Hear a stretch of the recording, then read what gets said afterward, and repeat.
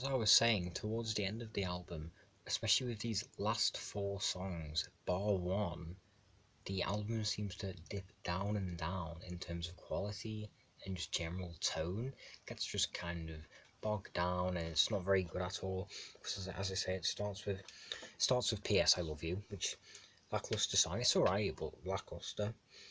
"Baby It's You," not a very good song. "Do You Want to Know a Secret" is okay. It's kind of catchy, it can get in your head a little bit. It's basically a lullaby. Basically, Paul McCartney singing a lullaby. It's got quite standout guitar, surprisingly, for a lullaby, but you'd have to listen to it. And if you like interesting guitar tone, this album really is for you. And the Beatles, really, they expand more on the guitar tone in their later albums, like Sgt. Pepper, and I'd say probably Abbey Road or Rubber Soul. They're good albums for guitar tone. And if you like strange tone, then you really value tone quite a lot, the Beatles are really for you. But if that's not really your thing and you're more about the compositions, then I wouldn't really recommend the early Beatles albums, because the compositions are not that good. They're good, but they're not as good as the later albums. So there's that.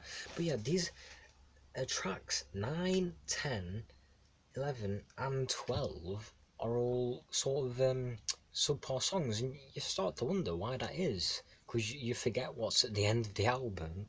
Yeah, because number 12 is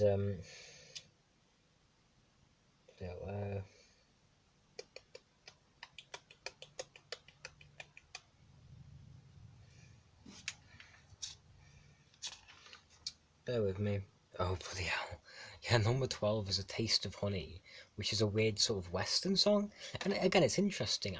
There was never a song, maybe except from Baby It's You, there's never a song on this album where I was full on bored. I was just a bit disappointed, like, because of my standards for the Beatles. And honestly, if you are like a fan of the Beatles in general, you forget all these filler songs from the first two albums exist, or even the first three albums, really. So yeah, I was never bored, because you've got westerns, lullabies, ballads, all these weird things, and yeah, Paul does a very good does actually a very good western. It's it's kind of hard to explain. You just have to listen to it, I guess, for that one. And then yeah, and 13, track 13. So 5 songs in a row now, which aren't ideal. And you're like, wow, this is the Beatles. Aren't they supposed to be the best band in the world? What are people on about?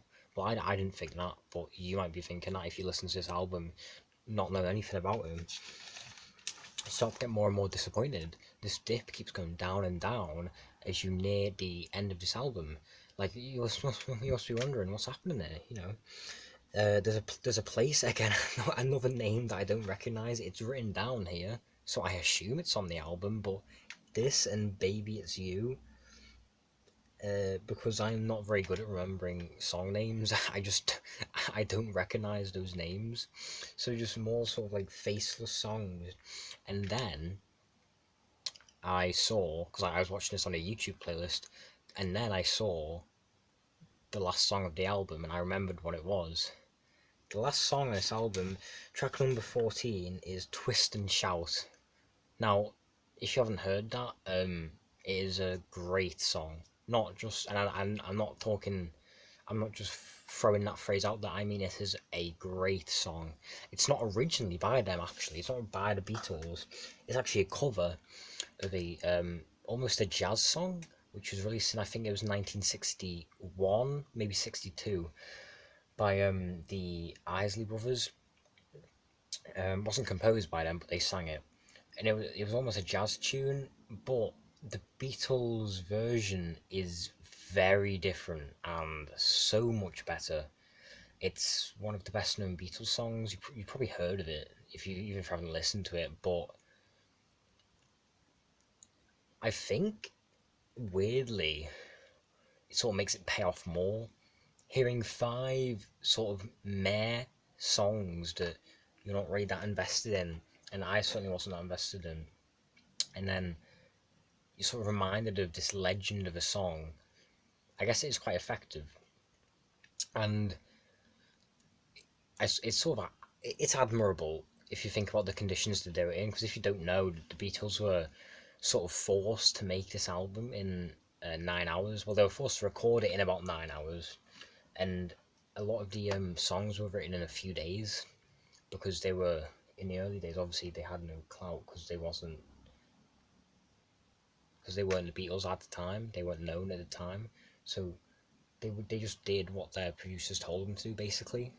So they felt forced to just bash out all these filler songs, and so their producer George Martin, and when he looked at this, must have been like, "Damn, I got to do something with this." And I've got to say, having the fucking balls to put five like mediocre songs in a row, and then pull the rug out from under you, with the last song being "Twist and Shout" by the Beatles, one of the best known songs ever, one of the funniest songs ever, then that is admirable. So what I didn't realise when I decided to review this and listen for it from top to bottom all the way through again was was about half the songs are filler. I didn't know that. I forgot. Because you think, well, if you're a Beatles fan, you probably think of "Please Please Me," "I Saw Her Standing There," "Boys," "Twist and Shout." Um, Sometimes you want to know a secret. But yeah, you forget that this album has 14 songs on it. I keep forgetting that. At one point, I thought this album had 10 songs on it. But yeah, I mean, I was a bit confused really because I was expecting when I decided to do this to rate it either um an a I was expecting to rate it either like a 9 or an 8.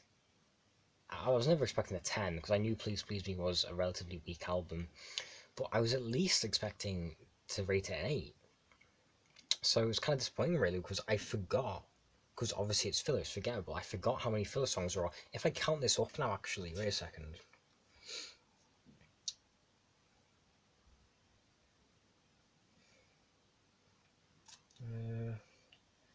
Okay, 1, 2,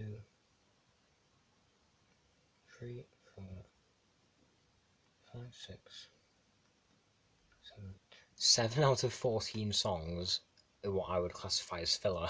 So literally half of the songs are filler, and I know it's the Beatles, and I know that they were under some like pretty strenuous conditions, but the fact that I know what they did after that and the amount of great songs that they put out after that, the fact that they are the Beatles, and the fact that this album was made under far less than ideal situations doesn't make the album itself better.